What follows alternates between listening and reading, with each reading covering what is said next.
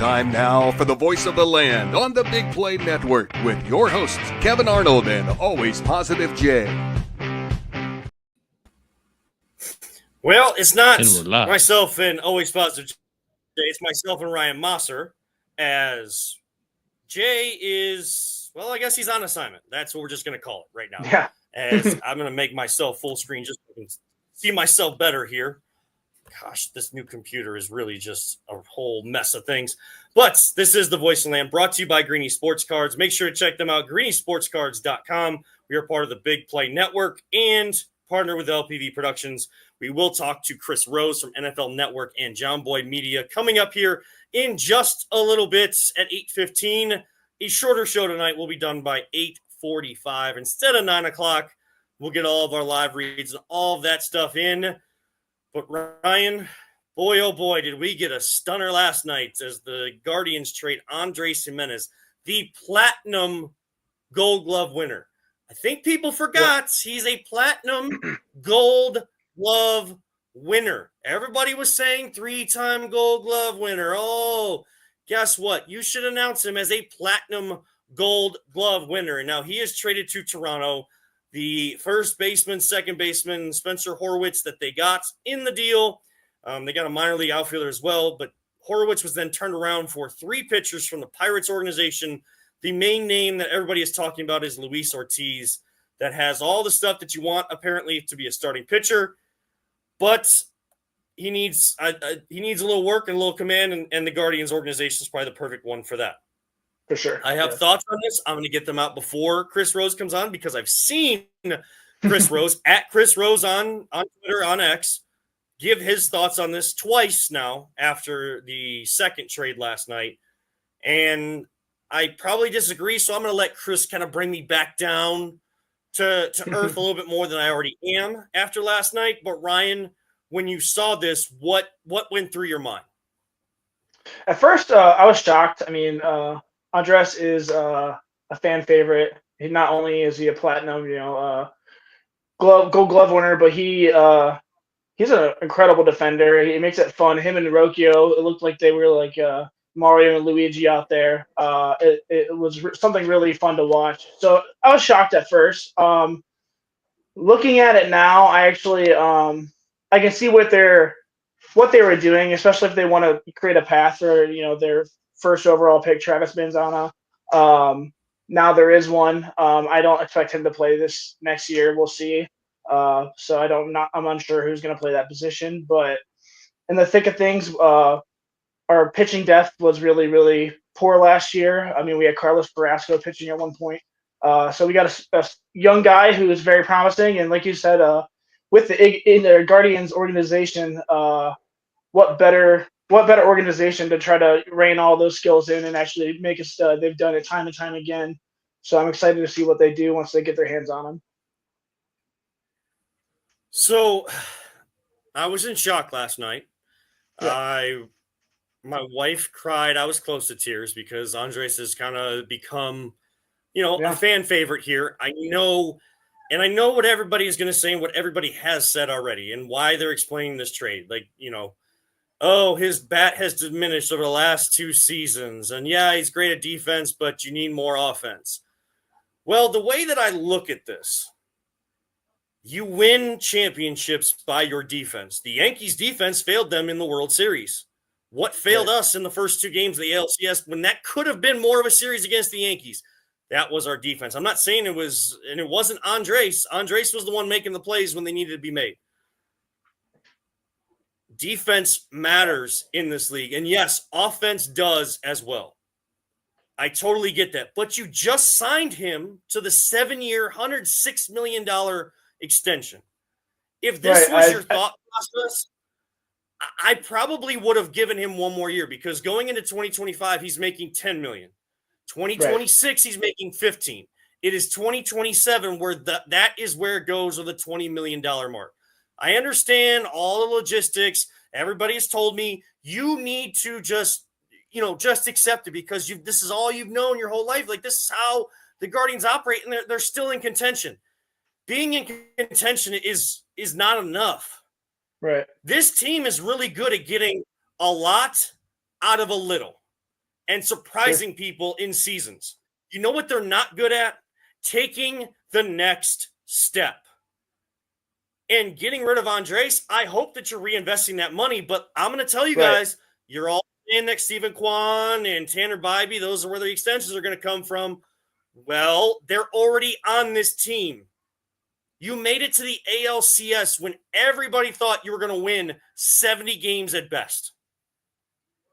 What are we need to add to this team? And this coming after they decided to move FanFest to every 3 years instead of every year. That's shameful, by the way. That's not a good move, but I understand.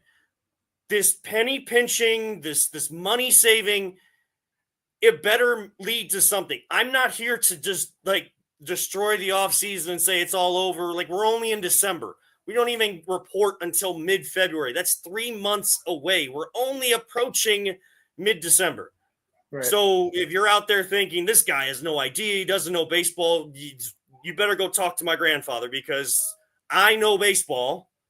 Kevin is, and I know how this works. So I can be realistic, but I can trust Chris Antonetti and Mike Chernoff, but I don't trust that they're going to be given the resources to do what they want to do in the market that they are in. There is still a way to add to this team, make it better, Ryan, in the type of market that we're in. I'm not asking them to go out and spend what the Mets did on Juan Soto or even anything half of that. We know that that's not possible. But I've seen this too many times where we get rid of guys because we are, we're trying to save money and things like that. And everybody can say it's going to go to an extension to Kwan and Bybee, but I have to see that to believe it. I have to see that they're going to reinvest that money. Because every time they go out and spend on a free agent, they spend some money on an Edwin Encarnacion, on Michael Bourne and Nick Swisher. It's several years before they recover from the shock and awe that it didn't work. Pinpoint the right people. You have the people in place to do that. Don't just throw money at someone because you think it's going to add what your fans are looking for. Allow the baseball people to do baseball things. This team has a much higher standard than the team that plays on the lakefront right now. That ownership at least throws things into the lake to try. They push some chips in the middle of the table. Does it always work? Well, never really works. No. But they are trying. Dan Gilbert uses his money, allows the people that know basketball to do those things. The only issue with the Guardians is, yes, they're always in contention. Yes, they're always at that precipice of winning. Capitalize on a window that is just starting to open. You don't have to go chips all in, Ryan. You don't have to go chips all in just yet. But you need to improve, not get rid of, because there's already rumors about Josh Naylor and Lane Thomas. Well, then who the heck are you bringing in? Because now you've lost 3 big pieces off a team that was together. Last thing I'll say, Ryan, because I know that there's a lot you want to respond to. I'm sorry. I had to get this off my chest because You're good. 24 hours. I've seen Tanner Bybee give an emoji reaction, and I don't really see the Guardians players tweet and on social media all the time, unless it's family stuff, that kind of stuff. And it's great that Shane Bieber is back and we'll get him halfway through the year. And he loves Cleveland. I had a chance at work today to, I got to cut the sound that he was when he met with the media. And that's a guy that he gets us. And we love those types of guys. He loves Cleveland. Great. We need more people like that. But Tanner Bybee putting an emoji out there after, Alex Cobb signed somewhere else. Matthew Boyd, who helped this team, signed somewhere else. Then last night, I see Stephen Kwan in his story on Instagram put an emoji, a sad face. Let's not forget, Ryan, a year and a half ago, this front office had to go to Houston to mend fences with the players who were stunned by the trades that they made and did not make trades in the sense of contending that year. In 2023, Terry Francona's last year here as manager. I'm not saying that the relationship is fractured, but you are causing issues that put into question players trusting, if I sign an extension, you're going to send me out if I have a bad year? Those questions now start to arise, and trust and belief in the front office and the organization boy, oh boy, that you're teetering on issues there, because we were all, I think even players, we were all stunned by this yesterday. Right. Yeah, no, like I said, I logically I can see where they're going with it, Right. especially with the path. Yes, I'm here. Are you here? Peter, is it me or Kevin? Yeah, I'm here. It might be you, Ryan. I can hear Kevin. What? I can hear both of you. Apologies for the technical difficulties we are having here on the Voice of the Land.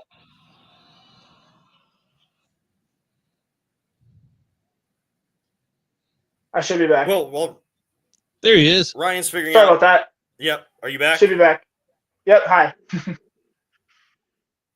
Okay. So all of that I just said, Yeah. how do you come out on that? Yeah. I mean, logically, I can see why they did it. They want to save money. It's a big contract. And I think when they signed him, they were expecting him to be that dual player, the guy who is not only the Gold Glove but also has that stick that he had 2-3 years ago. And the fact that they drafted a player in his position first overall, like there was gonna be a path. Do I like it as a fan? No, I'm upset just as a fan. I like keeping the core together, and I think he was a great piece. And I think that, like you said, he probably could have got his hitting back together. I would have given it another year.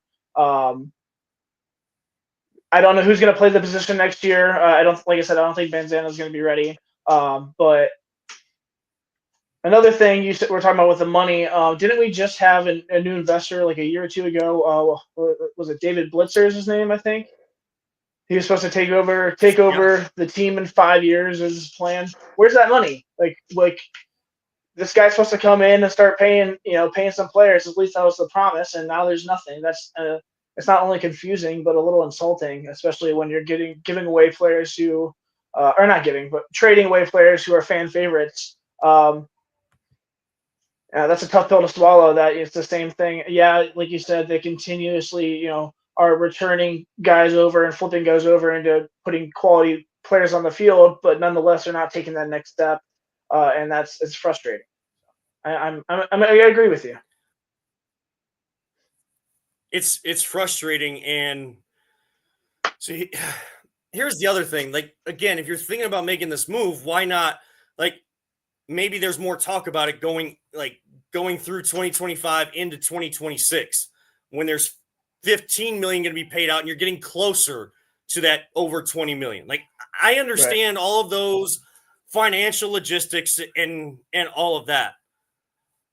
And now we're hearing the name Juan Brito, who is, and Andre Knott, who knows the team better than anybody, said today on radio that he's ready. Like, he's done everything he can in the minors. That's a lot of pressure on a young kid that hasn't been up here to the majors yet. Right. That's a lot of pressure that he's filling Andres Gimenez's shoes. And I've heard mixed reports on where his defense is, but all he can do is play second or third base. And he's not playing third right now. No. So he can only play in the infield. He hasn't been one of those infielders that's gotten that cross training out in the outfield, as we've seen, to get some of those bats up here. It's a different animal. Like, the biggest jump you're going to make in your baseball career is AAA to the big leagues. Now, the good news is that he's not just coming up in after the season has started, a month or a month and a half in or something like that. He's going to have all of spring training, if that's the guy that they pinpoint to be their second baseman. I mean, you got to talk about the rapport that Rocchio and Jimenez built in that middle part of the infield. You were starting to get shades of Alomar and Vizquel. We can all say that this is what this baseball team does, and it's led to success. Well, it hasn't led to a championship. And at some point, that has to be the standard to break that 75+ year drought of winning a World Series. We're getting to the base of the mountain, halfway up the mountain, but never all the way to the top.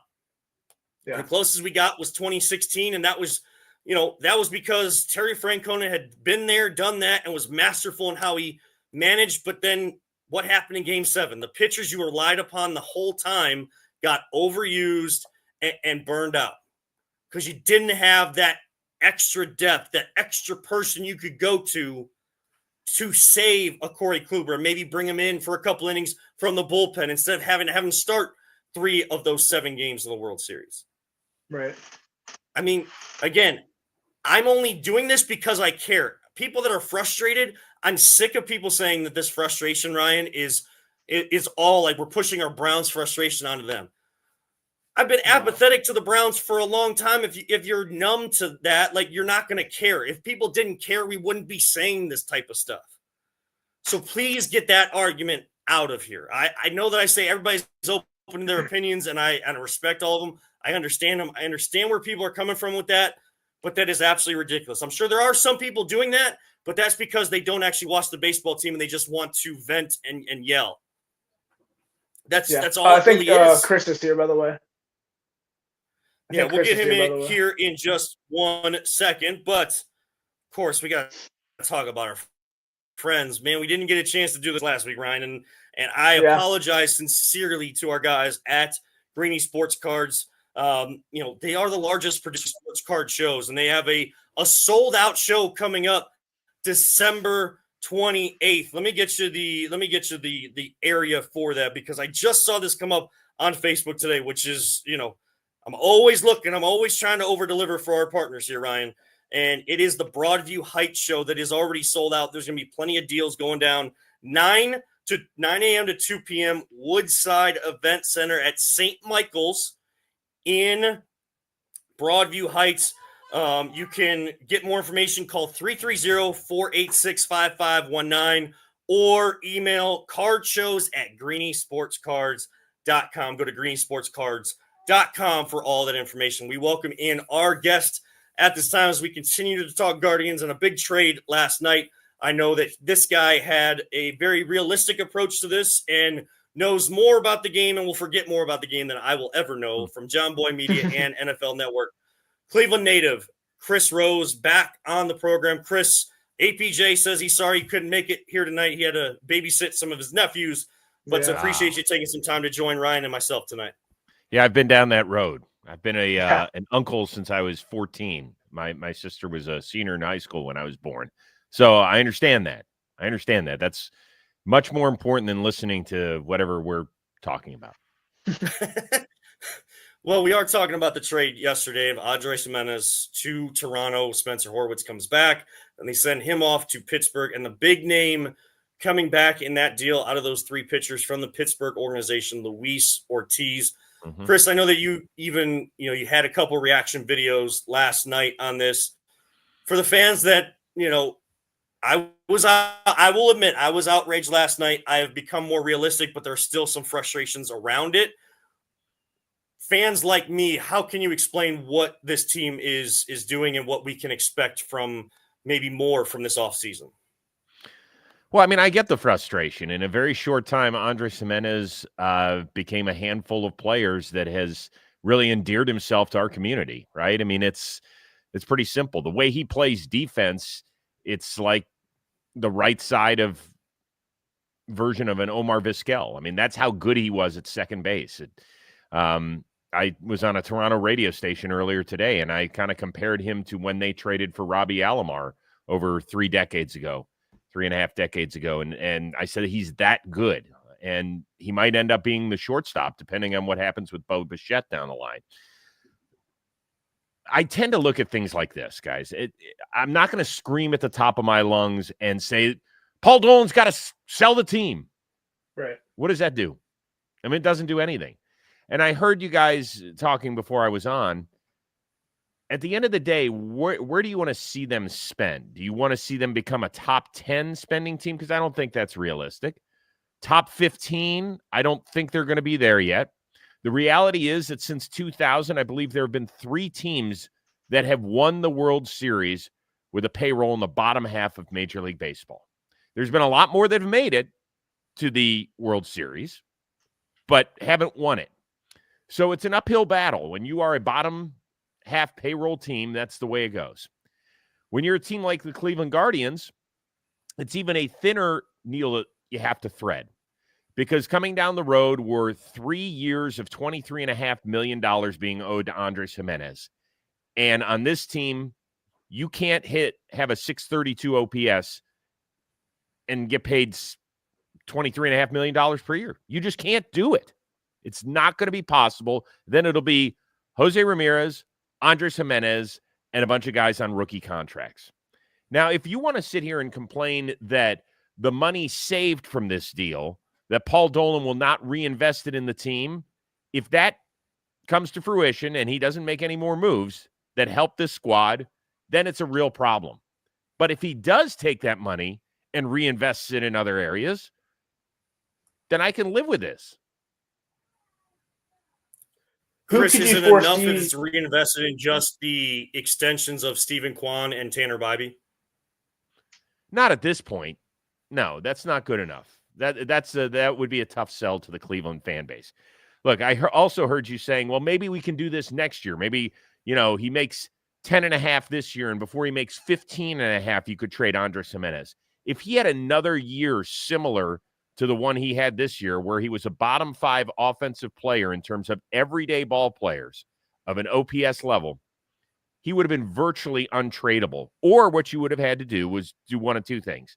Either throw in some money, which Cleveland does not like to do in deals, or settle for a lesser prospect package, which I know Cleveland doesn't like to do. So this was a preemptive strike, and the organization probably sees Andres Jimenez as not being able to get anywhere close to the 22 season, and maybe not as close to the 23 season, which is probably the area offensively where you could have lived with, because he's that good defensively. I mean, heck, he did nothing at the plate this year, and he had a 4 WAR. That's incredible. That shows you how good he was defensively. But this is a team that does not hit enough in the playoffs. It needs much more than just run prevention and a damn good bullpen. It needs more starting arms to be able to hold off the likes of Detroit and Kansas City, which aren't coming. They're already here. So how do you do that? You put some runs on the scoreboard, and this offense is going to have to get better. And that means that I do believe that Juan Brito is going to get the first crack at second base. And it wouldn't surprise me if they try and make another move to get another starting pitcher and perhaps an outfielder. He answered my question there. Yeah, he answered my question. I was going to ask who he foresaw would be the starter. So as we kind of look at this, I mean, Nick Salem was also part of the deal. We can't forget about that. I know he's kind of just a mid-tier reliever, but part of one of the best bullpens, if not the best bullpen in 2023 for the Cleveland Guardians. But now moving forward, do you actually think that they can get a deal done for a starting pitcher, for an outfielder? And what happens if, the rumors of Josh Naylor, and not just Josh Naylor, but Lane Thomas both go? Like, are we just replacing one problem with another? Well, I think it's going to be hard to trade Josh Naylor. I have to be honest with you. There's 3 huge free agent bats out there from the right side that are very interesting. Christian Walker is a 2-way player. He's a 30-homer guy. I know he's 34, but still, he can mash, and he's a good athlete. Pete Alonso, say whatever you want about that he had a down year. The guy still hit, I think, 34 homers. And I don't know how much of a market there is for him, but somebody's going to get him, even if it's a short-term deal, and he has to kind of replenish his value. Paul Goldschmidt, his best years are well behind him. He is a former league MVP, and maybe somebody is willing to take maybe a 1 or 2 year flyer on him. I think it's going to be a very small list of teams that would want a Josh Naylor. I do think that Pittsburgh was one of those teams. They've been looking for a first baseman, but now that they've got Spencer Horwitz after his amazing run in Cleveland of, I think, 87 minutes, I think he gets first shot at that one. Nathaniel Lowe of the Rangers might be on the market as well. So that's another left-handed stick who has been a proven commodity that, we might be fighting in trade space with Naylor. So I understand everybody's outrage. Because you trade Andres Jimenez, that doesn't mean you're giving up. And by the way, last year, where did the Guardians finish? What round did we play in? Anyone? The ALCS. The ALCS. When was the last time we did that? It had been a while since we had done that. 2016. 2016. Wow. Okay? So, all those years that we spent all the money, where we brought in Edwin Encarnacion on what was at the time the richest deal in Cleveland history, and we kept adding, and we had a decent payroll, and we felt like we were a big boy at the table, it didn't work out. Now, it wasn't from a lack of effort. In 2018, whatever year it was that we won 22 straight games or whatever, we were amazing. We felt great about our situation. Maybe that was 27. I've kind of forgotten. All the years kind of run together. Yeah, but you understand my point, right? Yeah. You understand my point is that there's years we did spend money and it still didn't work out. So this is just it's the way the organization works. And all those people who are going to sit here today and say, damn it, I'm done with this team. Guess what? I'll see you in late March when the season starts because you're going to be back. Like, I'm not going to penalize the players whom I love rooting for. Stephen Vogt, who did a remarkable job in a first year as a major league manager, a coaching staff that works its ass off, a front office that is second to none because I'm upset with who owns the team. Like, think about that. That's the dumbest thing I've ever heard.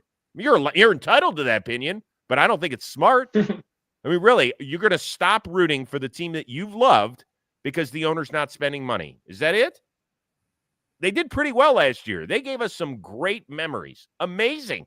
David Fry's homer in Game 4 against the Tigers. I was sitting on my couch thinking, God dang it, we're gonna get out guardian by the Detroit Tigers. And then he saved our season and gave us a remarkable Game 5 where Lane Thomas hits a grand slam off of the best starter in the American League. That's a great memory. Were you thinking about what our payroll was at that time? Because I sure as hell wasn't. No, but once the season ended, I was thinking, like, how can we improve a piece here, a piece there? Well, it doesn't. Listen, guys, the season doesn't start tomorrow. It doesn't start December 12th. If the Guardians don't make any more moves, then I think it's okay to open fire and criticize. I really do. But, like, people think that the end of the winter meetings, that's where the baseball offseason culminates. No, there are a ton of good players still available. I still think they need a veteran arm. I think that's where some of that money's going to go. Go look at some of the guys who weren't nearly as good as Ortiz last year. And Frankie Montas was pathetic in Cincinnati. He was a little bit better when he got traded to Milwaukee. He got a 2-year, $34 million deal. And you know what the Mets hope to get out of him? 140 innings. 140 innings.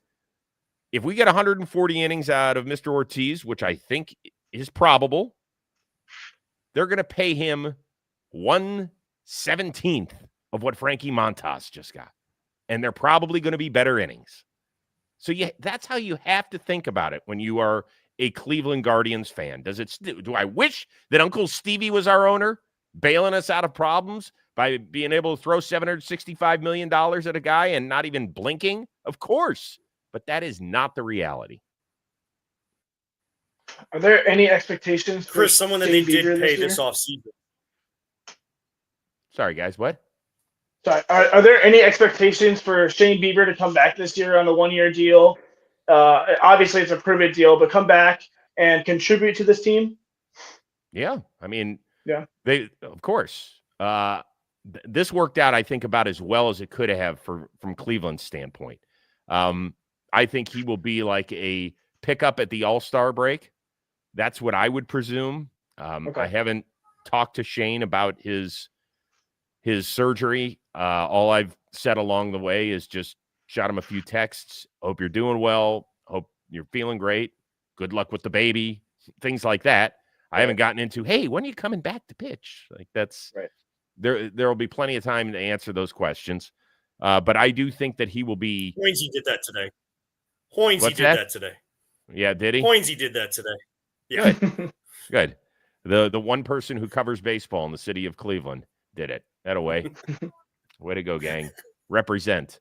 So, yeah, I think he'll be back, and I think he will contribute. And it's a great deal for him because if he lights it up the last few months, I mean, for goodness sakes, Alex Cobb made 3 starts and got $15 million as a 37-year-old. Like, that's why the trade went down yesterday, guys. You just have to, you kind of have to look a little broader scope in terms of what is happening in the baseball landscape. What is the price of starting pitching? I'm not talking about 1s and 2s. I'm talking about guys who are just innings eaters. That's what they want out of Alex Cobb, who is an awesome dude and certainly can be serviceable. But did you think he was going to get $15 million? No. No. Nope, not that age. So that's what you have to do. That's why you constantly have to be replenishing your pitching through what are really tough trades. Last baseball question for you. Mm-hmm. Stephen Vogt, first-year manager, takes the team to the ALCS, and it seems like he learned along the way. How much better can Stephen Vogt get as a manager in the majors? Well, he's got a lot of it down, which is pretty amazing. And, I've been friends with Steven for a long time. He's an awesome dude. And when he told me that he was up for the job, I was like, come on, man. Really? Like, you're going to have a chance to perhaps manage my favorite baseball team? He's like, I think it's happening. I was like, oh, this is incredible. Because I knew he had the media side down. And people kind of say, oh, what's the big deal? It's a bigger deal than you think. Twice a day, the manager's got to sit there and answer these ridiculous questions that everybody asks, and it can be tedious. I mean, you're talking about several hundred press conferences a year. Think about that. Wow. NFL coaches, they do it every day at training camp. And then once the season starts, they do it, 2 days during the week and then after the game on Sunday. And that's pretty much it. Baseball managers, it is twice a day, every day. So he's got that. Check that box. He's got the locker room, which is the biggest one. Guys played against him. Guys know who he is. He was an all-star twice. He was also the 25th man on a roster. It took him 7 years to get to the big leagues. He has played on the biggest stages. He's won a World Series. He has been every guy in that locker room at some point.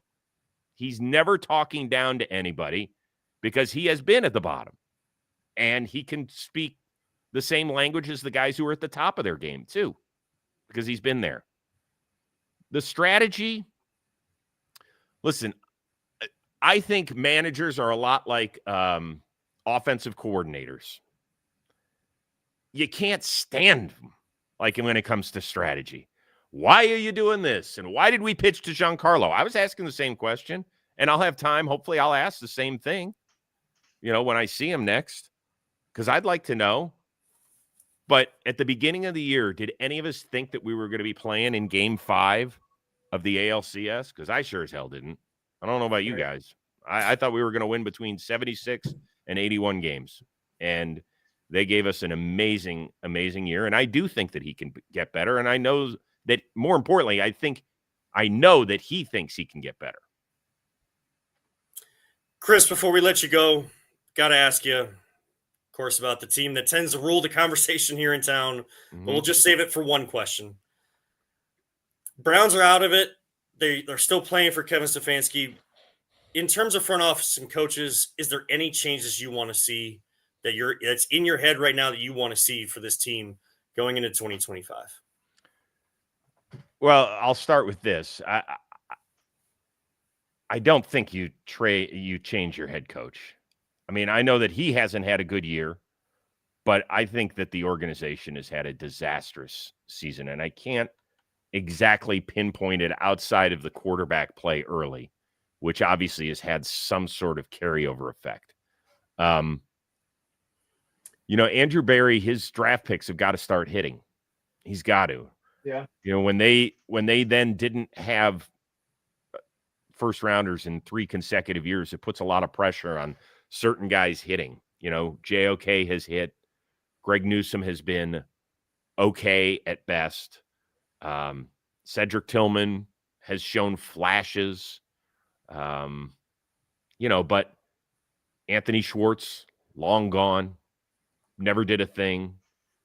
Tommy Togiai, a 4th-round pick. Now, we might laugh, but he was a 4th-round pick. Those are the guys who can help your team stay exactly where it needs to be, particularly when you go through all these injuries that some teams suffer. Siaki Ika, a 3rd-round pick. Couldn't get on the field. Gone. Those are tough. Those are tough to swallow when you don't have those high-end picks in your back pocket to leave a lasting impression for fans. But with that being said, I would not make a change there, because then you are dealing with a general manager who's having a head coach forced on him, and I just don't think that that's right. I do think that GMs and head coaches can have bad years just like players have bad years. I really believe it. And I think that's what has transpired here. They also have gotten us to the playoffs twice, which is something we haven't seen from a regime since Marty Schottenheimer was in charge when I was a kid in Cleveland. So I just think you try and regroup. You have to figure out the quarterback situation in the worst way possible and take a deep breath and say 2024 stunk and go from there.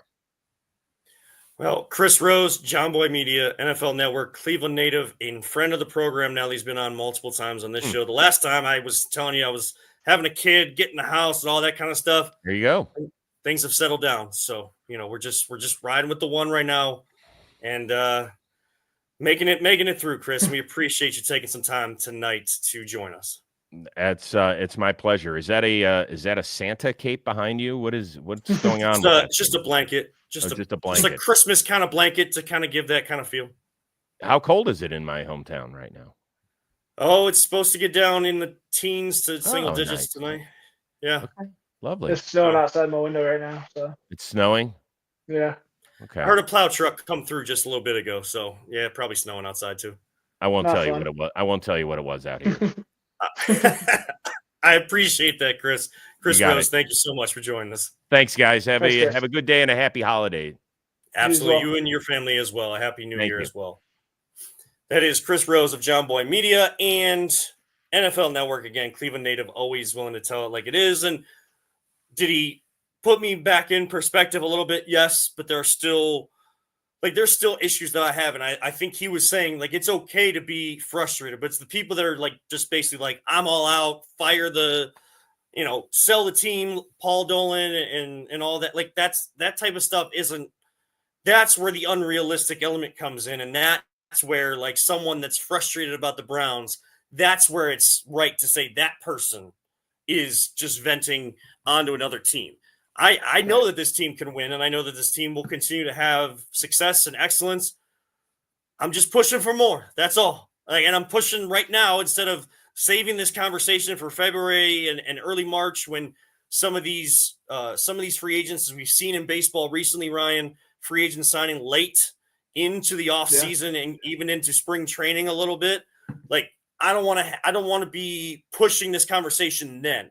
I want to push it now so that when we do see other moves come in, I'm not going to say that we're the reason why it happened, but we can have better and more realistic, even more realistic conversations at those times because look, we've been pushing it. They're pushing it in the front office like that. We can know at the same time that we're saying it, they're saying it to each other in the front office. That's basically what I'm saying. We need to push the conversation now and not wait until the second half of the offseason. Well, I think fans just see that glaring hole. Yeah, I just think that fans see that glaring hole at second base right now, and it's obviously, we now don't have a fan favorite guy, and it's a little concerning.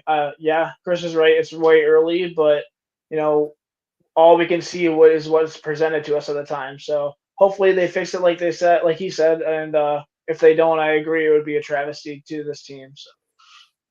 Greeny Sports Cards, our sponsor of the show, our partner here with Voice of the Land. We thank them so much. They're always live every Tuesday, 7 o'clock. I shared it last night on Twitter, and then I shared the Facebook version of it this morning. Look, it's yes, it's a lot of sports cards, it's sports memorabilia. They've done pop culture stuff. They do the biggest card shows. The one that we went to, that Jay and I got to go to in Independence, was just fantastic. They had and even at that card show, they had discussion forums up on the big stage, and the person that was supposed to host the baseball one, wasn't able to make it. I ended up on stage doing a whole baseball conversation with Curtis and Curtis Danberg and talking about the upcoming season.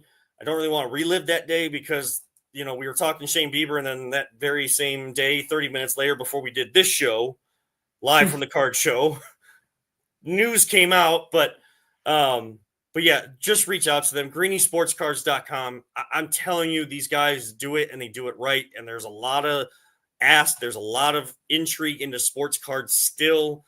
And if you want someone to know what they're doing and get you to the right place, right events, Greenie Sports Cards, they are those people. We appreciate talking with them, and they're always sharing our stuff. And we can only do as much as we can to give back. And we thank everybody over at Greenie Sports Cards.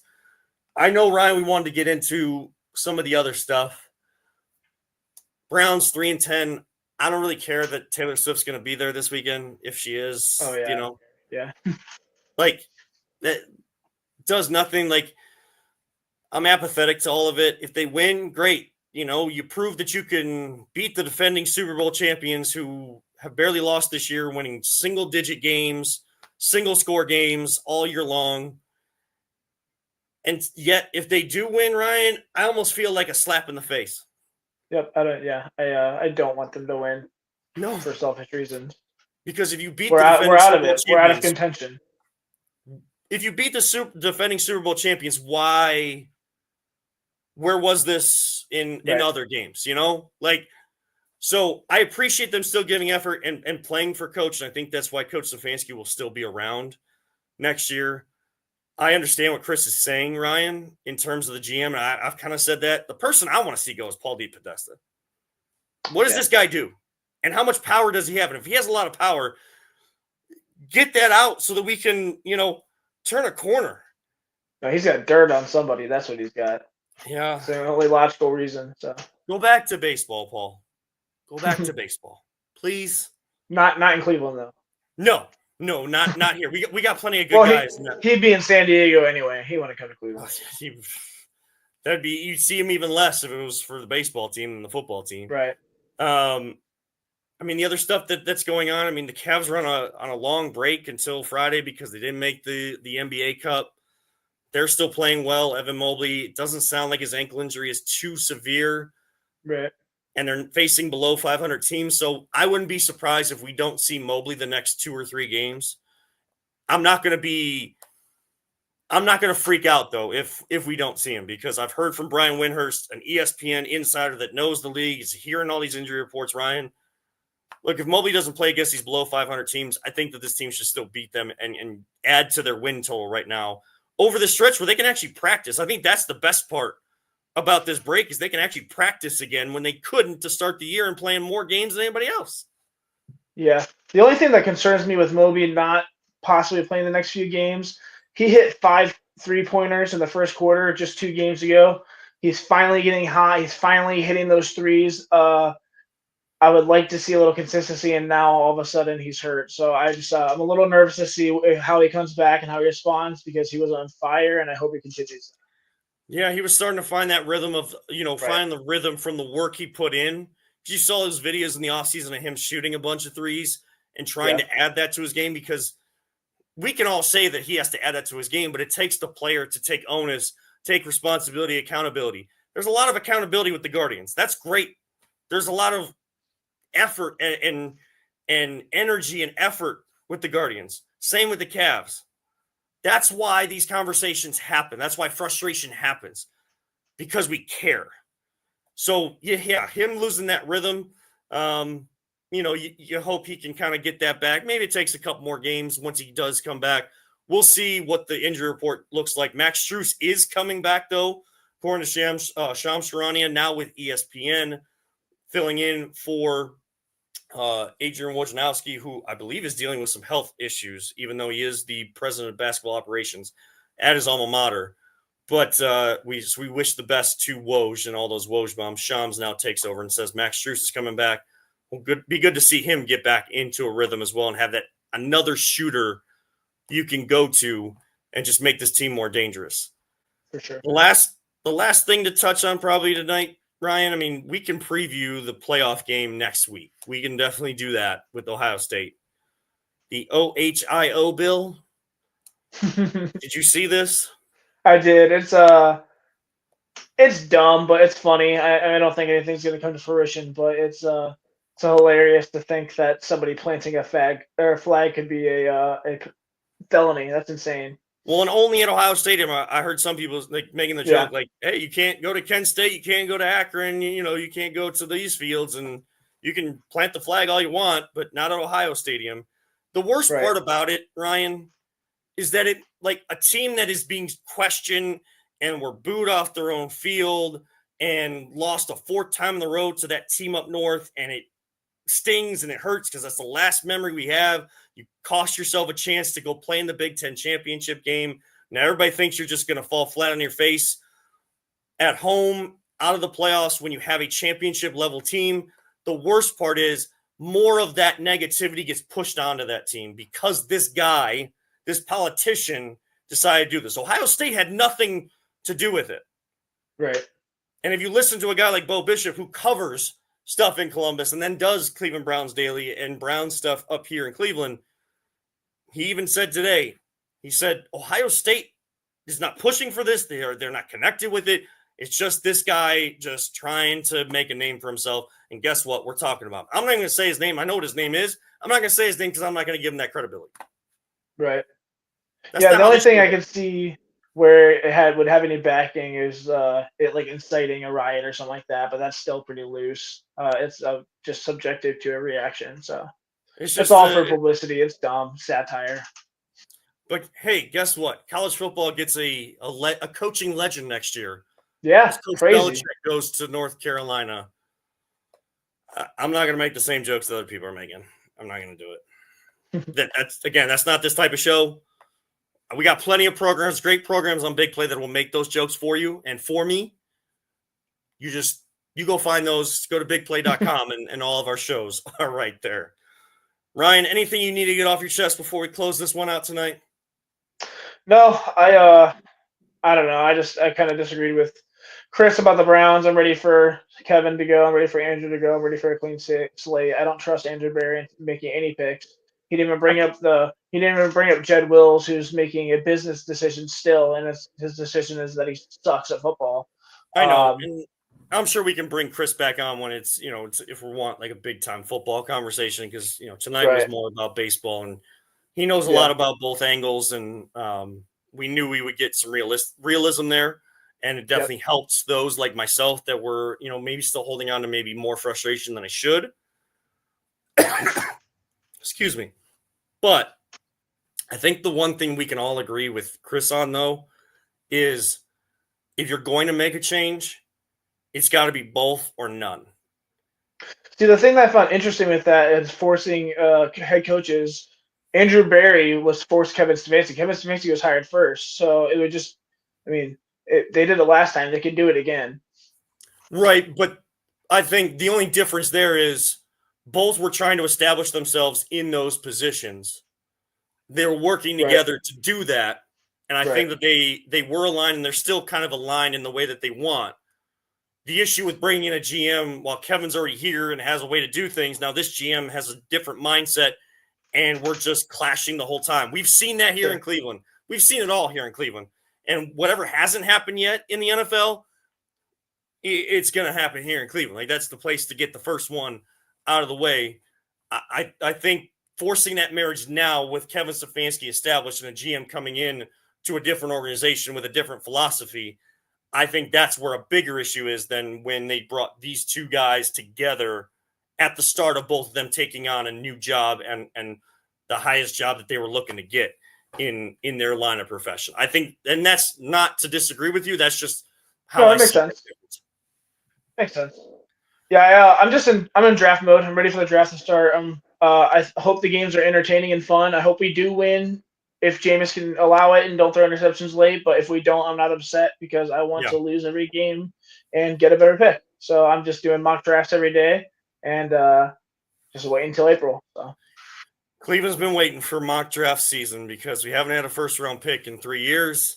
Right. And now we get one, and now mock drafts have started for a long time, and that's how Cleveland goes. And I'm sure there's going to be big time draft parties as well come April.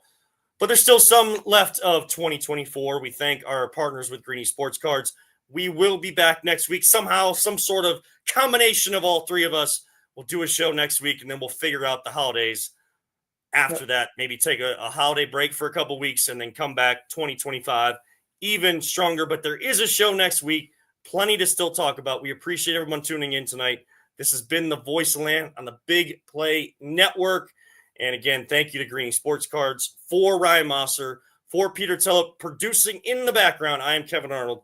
Don't let anyone ever tell you it's just a game. We truly love you all, 3,000. Don't talk about it. Be about it. Bring on the draft. I'm ready. And live life. All gas, no brakes. We'll see you next time. Next week, 8 p.m. on Wednesday on the Voice of the Land on the Big Play and Be On Air podcast networks.